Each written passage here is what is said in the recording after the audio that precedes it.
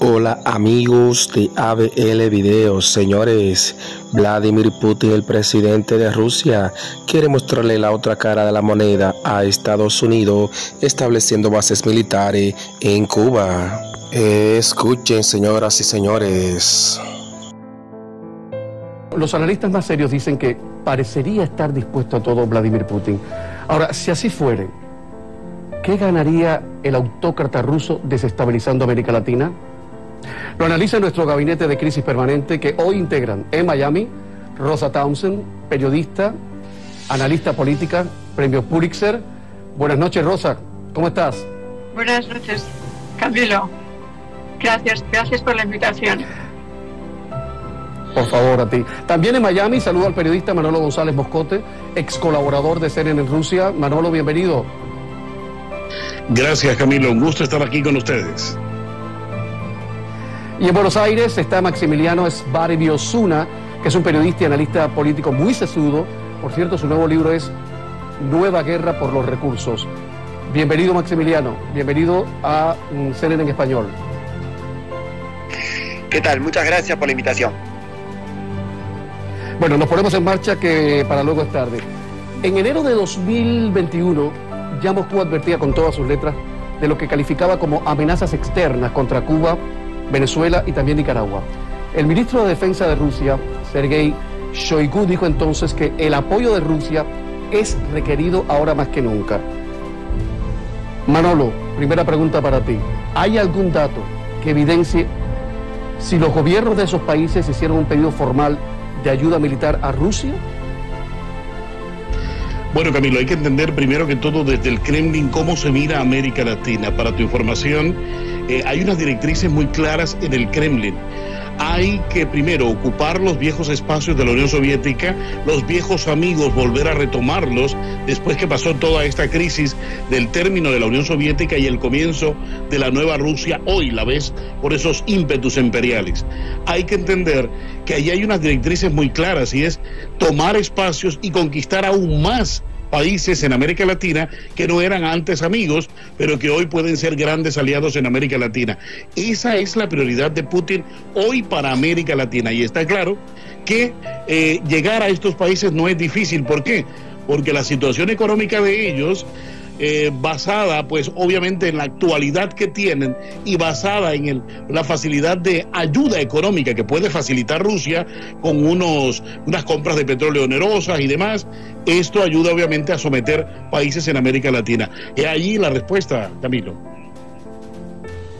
Rosa Townsend, ¿cómo crees tú con qué mirada, con qué visión se acerca Vladimir Putin a América Latina? Porque habitualmente se habla del desenfoque entre los estados, el desenfoque entre las realidades culturales tan diferentes en el mundo de hoy. No sé si es el caso de Vladimir Putin respecto a América Latina. Vladimir Putin y todos los halcones del Kremlin que creen que el mejor postre para el señor Putin sea América Latina. Creo que en este caso Putin tiene dos objetivos con la ofensiva en la que está metido en estos momentos. El principal, por supuesto, es la expansión. La expansión, y como decía el colega ahora mismo, recobrar lo que Putin considera las glorias del pasado imperio soviético, etc.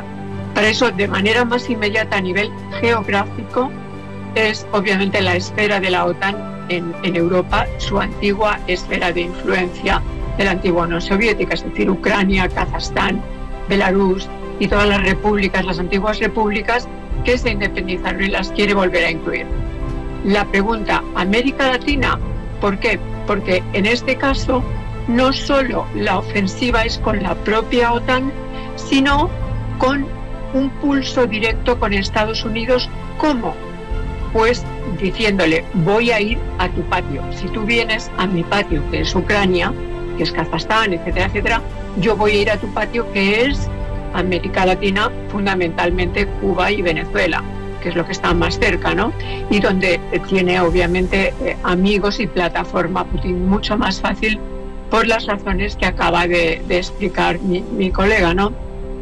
Por las necesidades económicas de estos países, que se prestarían fácilmente a que Putin estableciera tropas y armamento, etcétera, en su misiles, si volvemos a la crisis de los misiles, en su territorio a cambio de crear infraestructuras. Se ha hablado de que a Cuba le supondría que hubiera 2.000 efectivos, 2.000 soldados rusos, le supondría 100 millones al año en ganancias. Entonces, bueno, eso es obviamente un objetivo, pero de cara, digamos, en el mapa grande de Putin, de su estrategia, es tener un pulso con Estados Unidos directo en su propio patio, además del pulso grande, el principal, que es con la OTAN en general. Maximiliano Esbarbi Osuna, lo que logro colegir de lo que han dicho los dos primeros invitados que han hablado en el programa es que Nicaragua, Venezuela y Cuba estarían siendo reconvertidas en peones del juego político de Putin, de la nueva Guerra Fría que parece que Putin está implementando. ¿Es así? ¿Así lo ves tú, Maximiliano, también? Yo veo altamente improbable que Rusia despliegue misiles militares tanto en Cuba o en Venezuela o en Nicaragua. Principalmente eso sería un escenario muy extremo. Se podría dar en caso de que Ucrania efectivamente logre formar parte como miembro de la OTAN, pero de otra manera lo vería muy, muy improbable. Yo creo que es una amenaza quizás velada, porque no lo dijeron directamente desde el Kremlin, sino que lo sugirieron. Y esta Guerra Fría a la que te referís no comenzó ahora, ya tiene varios años. Se recrudeció en 2014 cuando hubo un golpe de Estado en Ucrania, un cambio de presidente, se derrocó al presidente Yanukovych prorruso por otro presidente y luego hubo elecciones más pro-occidental. Entonces la reacción de Putin fueron dos: una, anexarse la península de Crimea, y la segunda, financiar guerrillas en el este ucraniano, en la provincia de Donbass, donde están los rusoparlantes, para influir directamente en Ucrania y convertirlo en un estado tapón de la OTAN, de la expansión hacia el este de la OTAN, que desde 1991 ha avanzado sobre varios países del Pacto de Varsovia. Y Putin trazó esa línea roja, y para detenerlos hizo esa movida política, y ahora no solamente apoya a esas guerrillas, sino que además concentra tropas en la frontera, también como método disuasorio. Pero yo veo altamente improbable que se entromezca directamente militarmente en América Latina, no comercialmente ni tampoco con relaciones políticas, pero militarmente lo veo en un escenario bastante extremo. Manolo González, ¿qué diablo es lo que quiere Putin en América Latina? Vamos a hablar en plata. ¿Qué quiere? Bueno, mira, lo ha dicho Maximiliano, algo muy interesante. A ver, tú tienes que mirar varias aristas de Putin. Tú tienes que tratar de entender qué hay en el cerebro de Putin. En el cerebro de Putin cabe el mundo entero.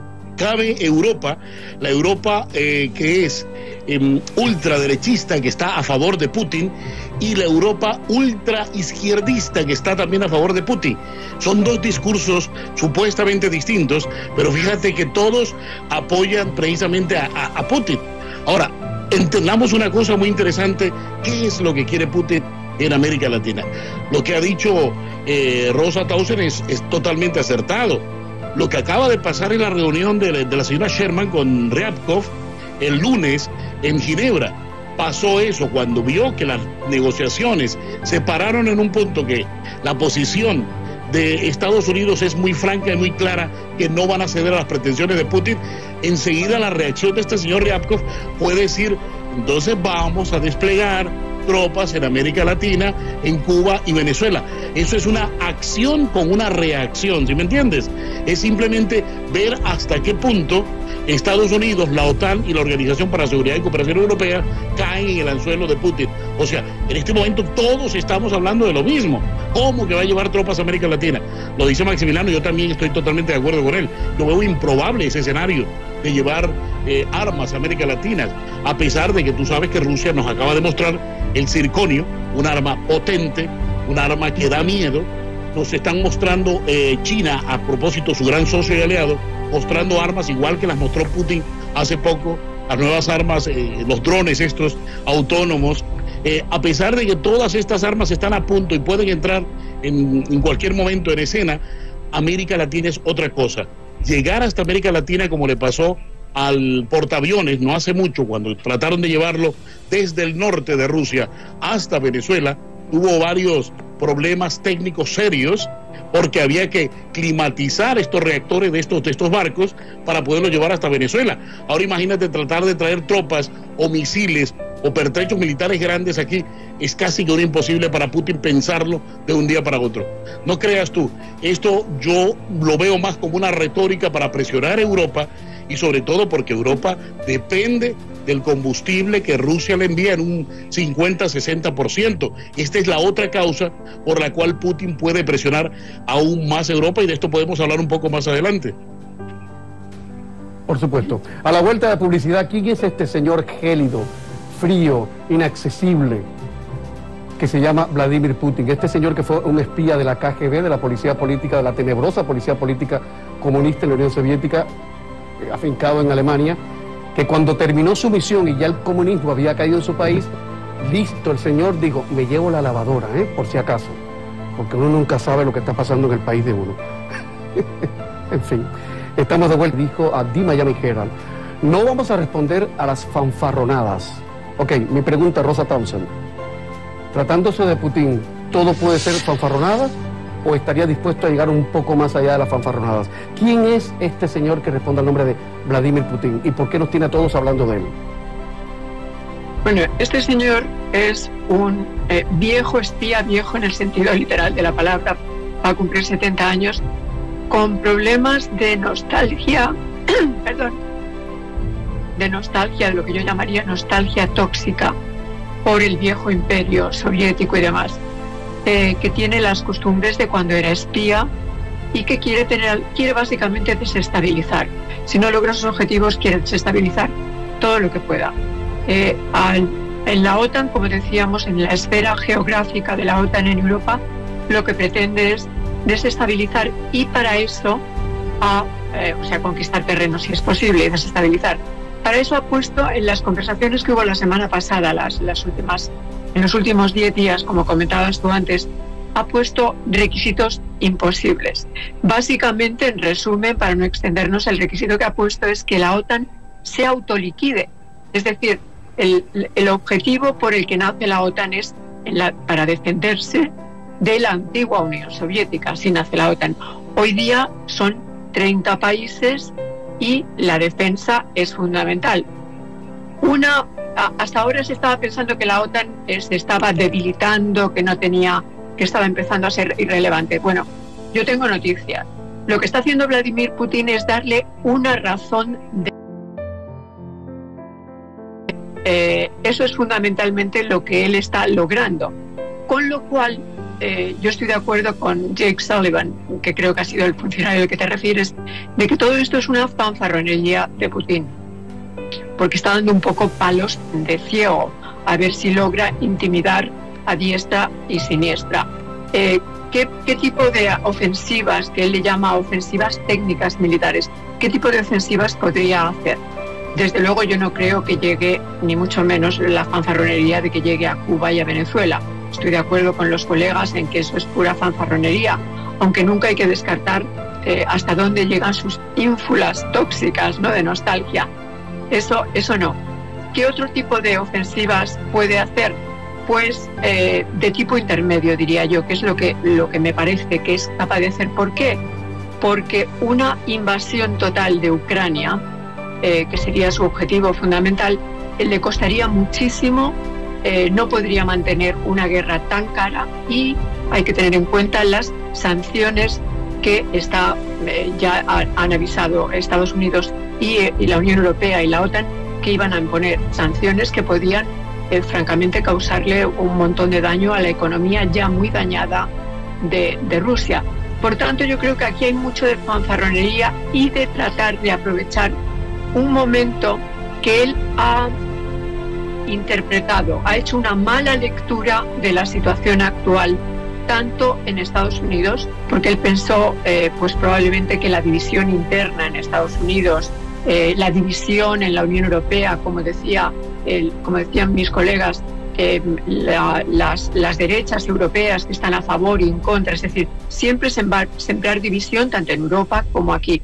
Entonces él ha él ha creído que estaba teniendo éxito con esas divisiones y ha pensado que este era, porque ¿por qué lo hace ahora? Porque ha pensado que este era un momento de debilidad y creo que se está equivocando, porque por otra parte, digamos, hay dos lecturas, que ha pensado que es un momento de debilidad y que por otra parte ha visto que la salida de Afganistán, que bueno, en la prensa dijimos que era terrible tal y cual, visualmente fue muy mala, desde luego, pero lo ha podido interpretar como que es un pragmatismo de Biden, es decir, que Biden está eligiendo bien sus guerras y que se está girando hacia China. Entonces, antes de que eso ocurra, él está básicamente llamando la atención y pensando si puede aprovechar algún tipo de debilidad. Pero respondiendo a tu pregunta, estoy de acuerdo con los colegas que lo de establecerse en Cuba y en Venezuela es pura fanfarronería.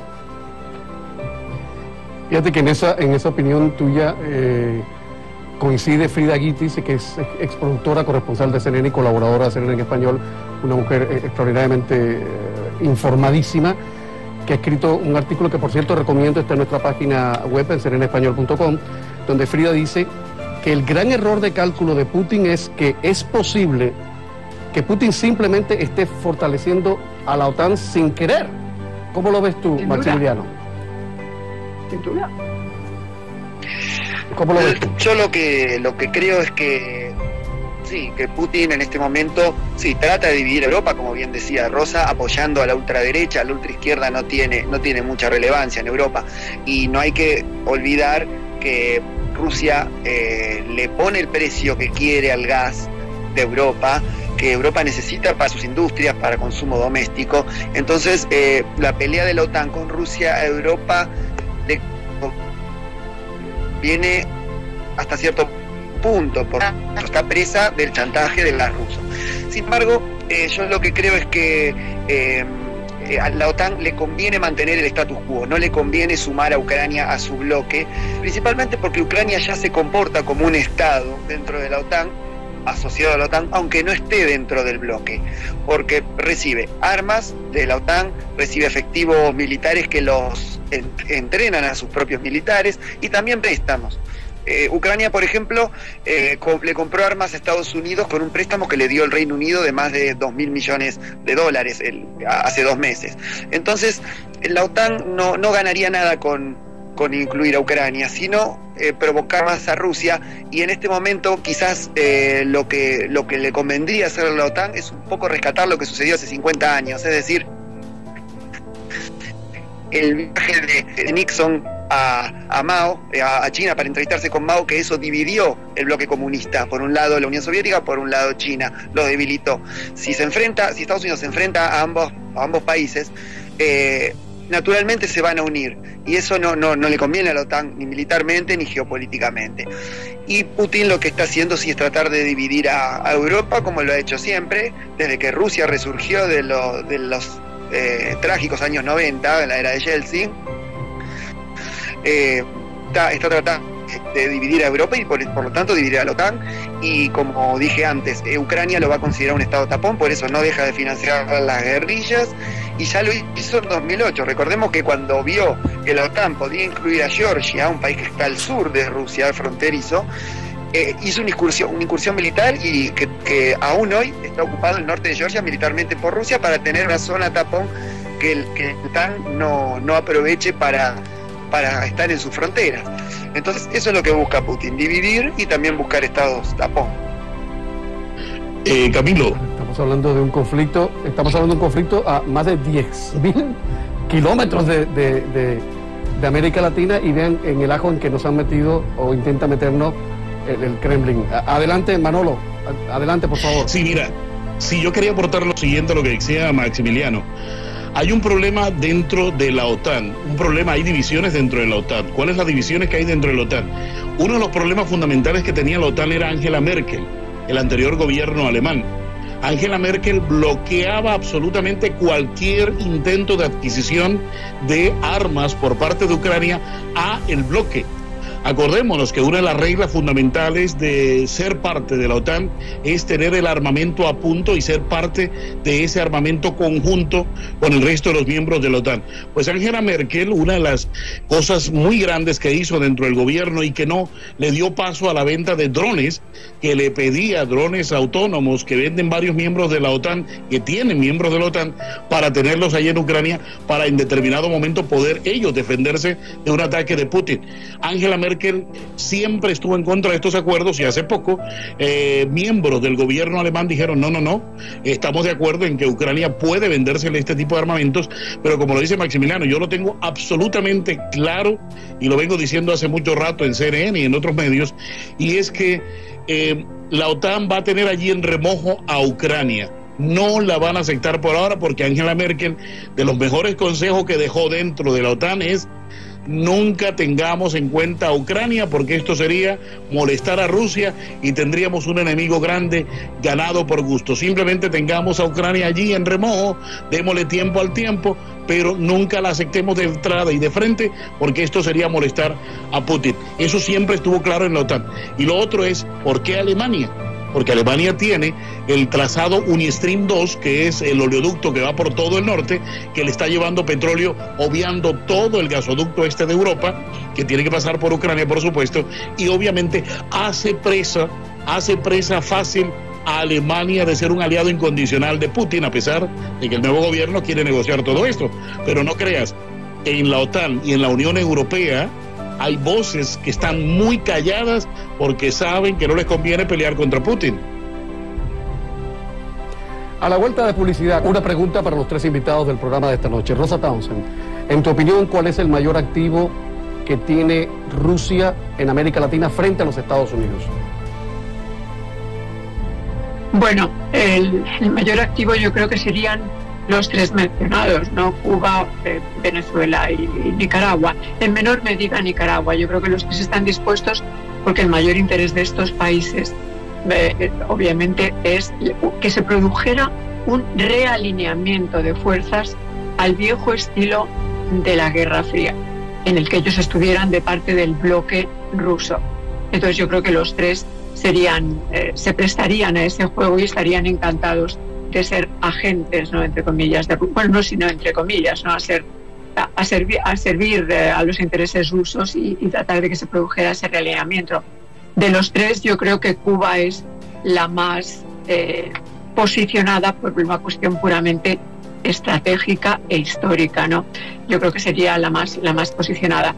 Dicho esto, déjame que haga una salvedad, si me lo permites, rápida, con respecto a la OTAN en la pregunta anterior, porque disiento un poquito de Manolo en ese sentido, porque la OTAN, esto está uniendo a la OTAN. Yo estoy viendo todas las declaraciones y esto lo que está haciendo es lograr unir a la OTAN, porque además, una cuestión importante, si le sale mal, o sea, la partida en América Latina, el aventurismo de Putin en América Latina, no se produce o se produciría dependiendo de cómo le salga la jugada en Europa.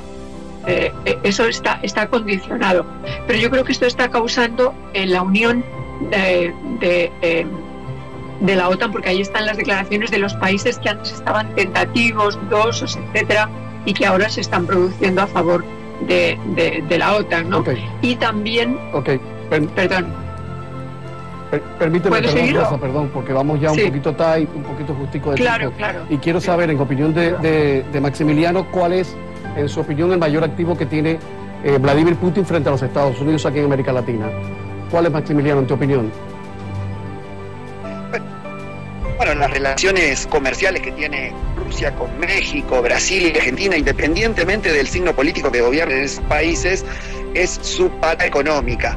La pata armamentística también se concentra principalmente en Venezuela, pero también se concentra en México y Perú, que le han comprado armas a Rusia.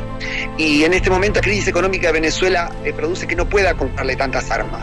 También actúa como un actor, como un prestamista, digamos, salvando algunas economías que están en problemas de América Latina, principalmente Venezuela, también podemos mencionar a Cuba.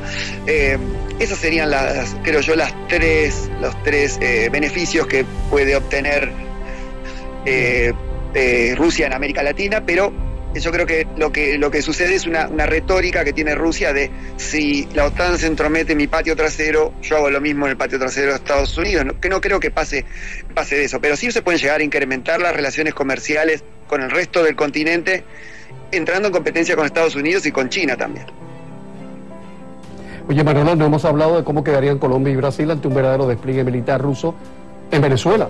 Nadie ha hablado de eso en el gabinete de crisis permanente esta noche. Bueno, mira, a propósito que lo mencionas, he venido diciendo sobre Colombia, este no sería un escenario muy bueno para Putin. Primero, si tú llevas tropas o tienes un determinado movimiento y control de Cuba, porque es una isla y lo tienen totalmente controlado allí, pero imagínate tropas rusas allí en Venezuela, cuando perfectamente puede hacerse un ataque desde Colombia, que es un gran aliado de los Estados Unidos, o un ataque desde Brasil, aunque a pesar de que escuchamos a este señor con una retórica bastante extraña, el presidente de Brasil, pero no creas tú, tener tropas rusas para un operativo militar a gran escala dentro de Venezuela, eso es una operación suicida para Putin, y yo estoy seguro que él a esa no le camina, porque sabe cómo es de permeable esa frontera venezolana. Es un casi un imposible. Minuto 39, otra pausa de publicidad y a la vuelta. ¿Por qué resulta tan preocupante ahora mismo, para Estados Unidos, esa base satelital rusa instalada en 2017 en el suroeste de Nicaragua para, según se dijo alguna vez, Managua, combatir el tráfico como Dios manda? ¿Por qué ahora hace que Estados Unidos pierda el sueño con esa base? A ver si tenemos información sobre eso en el programa de hoy. Minuto 39, volvemos después de la... Ustedes saben por qué resulta tan preocupante ahora para los Estados Unidos la base satelital rusa instalada en 2017 en Nicaragua. Rosa, por ejemplo, ¿tienes tú alguna información sobre eso? Bueno, información concreta no, pero quizás se puede contextualizar. Entonces yo diría que Estados Unidos ha cometido errores en no prestar la atención debida a su propio continente, América Latina, ¿no? Y entonces ha llegado un momento en que se va a encontrar, o se está empezando a encontrar, mejor dicho, con la colonización militar de Rusia, del continente, poco a poco, poniendo sus piezas aquí o allá, ¿no? Como si esto fuera un gran ajedrez. Y parte de ese ajedrez es lo que tú estás mencionando en Nicaragua, ¿no? Y también la colonización económica de China. Entonces, en esta partida geopolítica internacional, Estados Unidos está un poco perdiendo esa partida. Y de ahí el interés en estos momentos en esta estación satelital en Nicaragua, ¿no? Pero también podríamos seguir hablando de otros casos, siempre puestos en ese contexto de la contienda entre las tres potencias, ¿no? Oye, Maximiliano, ¿y cómo queda Irán? ¿Hay espacio para Irán en esta tortilla que está cocinando en América Latina, o que estaría cocinando en América Latina el Kremlin? Sí, yo creo que sí, porque Irán es un actor que también ha ido avanzando en América Latina, principalmente desde que firmó el pacto nuclear con Obama, luego del que Trump se retiró, pero eso le dio un poco de vía libre a Irán. Lo que pasa es que al retirarse del pacto no tuvo los mismos gobiernos latinoamericanos aliados a Estados Unidos. Eso fue un freno, y también Argentina por el tema de la voladura de la mutual Judia-AMIA, que se acusa a Irán de estar detrás de eso. Y con respecto a la estación satelital rusa que decías, a Estados Unidos le inquieta porque está muy muy cerca de la embajada de Estados Unidos en Managua. Y además Rusia tiene cuatro bases satelitales similares a la de Nicaragua en Brasil, por ejemplo. Por eso esto se condice con lo que decía anteriormente, que no importa el signo político de quién gobierne los países de Latinoamérica, sino que Rusia penetra igual por acuerdos comerciales, préstamos, y, ¿por qué no?, con algunos países puede haber acuerdos militares también. Además, tener una estación satelital tan cerca de casa es como estar dormido con el enemigo, ¿no? Como tener en la cama al enemigo, digo yo. Manolo, tu opinión, por favor. Sí, así es. Mira, Camilo, hay algo bien importante. ¿Qué es esta base satelital? Esta base satelital no es más sino la competencia del GPS del sistema de navegación de los Estados Unidos, creado por Estados Unidos, o el sistema utilizado por Europa, Galileo. Ellos, el GLONASS, ellos crearon su propio sistema, los rusos, de navegación. Pero este sistema de navegación, aparte de los satélites que hoy están orbitando la Tierra, también necesitan estaciones terrestres. Pero aquí viene la parte interesante. Estos sistemas de aeronavegación requieren de estos sistemas de ayuda, de ayuda en tierra, y también ayudan desde allí a espiar y a utilizarlos como a una gran ayuda militar.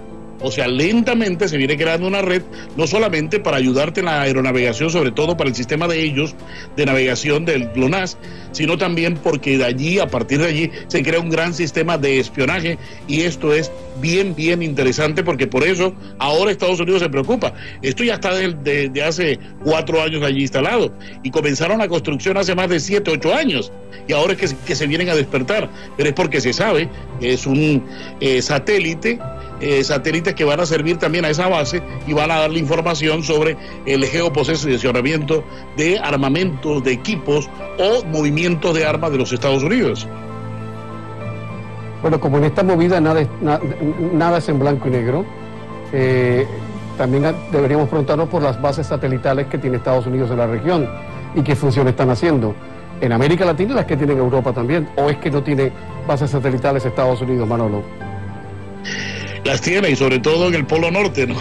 Las bases mayores están en el Polo Norte, pero bueno, las bases las tiene Estados Unidos, no de ahora, sino de hace mucho tiempo. Las bases que tenía la Unión Soviética eran bases en antenas, sobre todo, que servían para el sistema militar y servían también para Radio Moscú Internacional. ¿Te acuerdas, la antigua? Yo trabajé muchos años con ellos. Allí en Radio Moscú Internacional se tenían unas antenas gigantescas, estaban en Cuba, estaban en las Antillas Menores, estaban en Argentina, estaban en Costa Rica, se alquilaban unos espacios, y de todas maneras Estados Unidos siempre era muy cuidadosa con estas antenas, porque se sabe que, aparte de difundir la señal de las estaciones de radio de onda corta del entonces, también servían como elementos de espías militares. Última pregunta, nos quedan 2 minutos, tal vez pueda hablar solo Rosa. En fin, vamos a ver si podemos estirar el tiempo, Rosa. Estamos frente a un nuevo capítulo de la Guerra Fría que se está escribiendo frente a nuestras narices y no nos estamos dando cuenta, ¿sí o no? Sí, bueno, eso es lo que desearía Putin, sin duda. Eso es lo que está intentando. Su aventurismo hay que enmarcarlo en una nueva Guerra Fría, y él está jugando a la ruleta rusa, por cierto, porque no está haciendo bien los cálculos. Yo me atrevo a asegurar, alguien que le diga, me atrevo a pronosticar.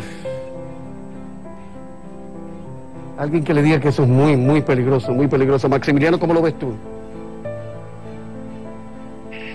Yo creo que es parte, como decía antes, una guerra fría que comenzó hace mucho, principalmente cuando Rusia empezó a resurgir con la guerra de Georgia de 2008, con el golpe en Ucrania de 2014 y con las revoluciones de colores que hubo en el espacio postsoviético, propiciadas por ONG asociadas y financiadas por Europa, por Estados Unidos, por Occidente, que provocó cambios de regímenes de las ex repúblicas soviéticas de ser aliadas de Rusia a ser enemigas de Rusia. Esto pasó en Georgia, en Ucrania, en Kirguistán, y quizás lo de Kazajstán también tenga relación con esto. Por lo tanto, la Guerra Fría ya viene de hace varios años, y en la contrapartida es la ofensiva de Rusia, que trata de dividir a Europa, como dije anteriormente, que concentra tropas en la frontera, militariza Georgia, y también denuncia la expansión de la OTAN. Es una que viene desde hace mucho tiempo, y no solamente abarca el espacio postsoviético, también se muda a, como dijo mi colega antes, Alemania, con el trazado del Nord Stream 2, América Latina ahora, aunque sea desde la retórica, quizás no con fuerzas militares reales, pero sí, es un nuevo capítulo de una guerra fría que dura más de 15 años. Y ojo que hay un teatro de operaciones absolutamente novedoso y tenebroso, que es el espacio digital, pero ya eso queda para otro programa. Rosa Townsend, muchísimas gracias. Manolo González, muchas gracias. Por favor, que se repita la visita. Y Maximiliano, muchas gracias por haber estado en el programa de esta noche.